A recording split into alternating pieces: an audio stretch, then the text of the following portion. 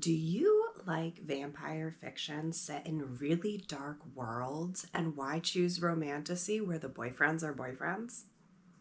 You're probably gonna like Dhampira, coming out on June 16th. Our main character has lived her whole life trying to stay beneath notice. All that her mother has told her about her origins is that she does not want to meet her father.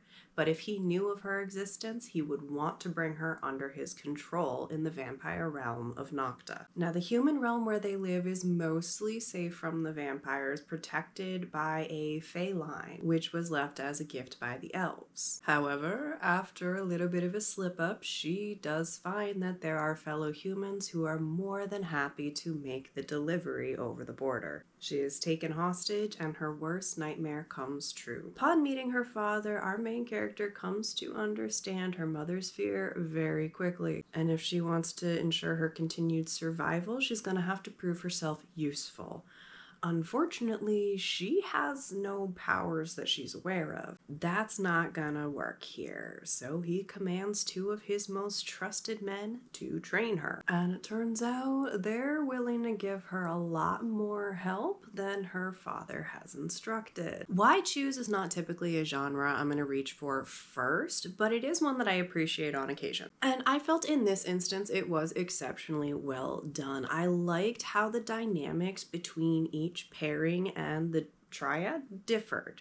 I liked the distinct personalities, and I liked how the reluctant allies to lovers arc took shape. To varying degrees, each of these relationships do need to remain secret, and that's fueling the plot quite a bit at a few different points. Watching these characters shed their masks during private shared moments was especially endearing. The romances here were really sweet and honestly probably my favorite aspect of the whole story. Aside from that, I did also really enjoy the magic system, and I like the way that it behaves in this world. We've got a lot of different well-known creatures. We've got the elves, we've got vampires, we've got werewolves, witches, but I feel like most of them got a really fresh spin. And truthfully, even when there is romance involved, even when they are the protagonists sometimes, I like my vampires to be scary.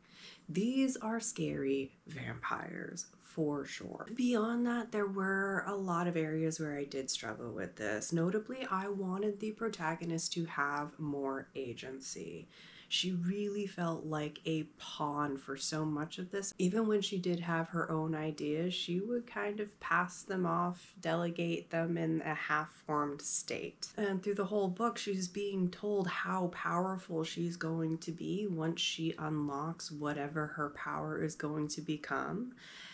And then we don't get to see it put to real use. It doesn't have any real effect on the plot, which felt like a letdown. Considering where it happens in the book, I could have seen that being a great setup for a sequel where we would get to explore that more, but I didn't see that with the way everything wraps up here. There was also a formatting choice that left me a little confused a lot of times, and that is there's no formatting to indicate when we have internal dialogue, whether that's somebody thinking to themselves or whether that's the telepathic conversations that are happening. And there were a number of times where I wasn't sure where narration had ended and dialogue had started, and vice versa. If you are reading for the world and for the romance and also the vibes, then this is definitely one that I can see people loving. There were just a few elements that kept it from being a perfect read for me. I'll definitely be interested in what Pennza is doing next, and if you're interested in this one, I highly recommend pre-ordering it. You can grab it at any of your favorite retailers, and it will be out on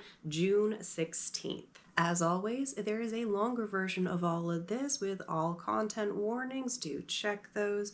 Available on my website at writing.hallidaynelson.com, and I want to know what you are reading too, because no matter how big this TBR pile behind me gets, I'm gonna let it keep growing.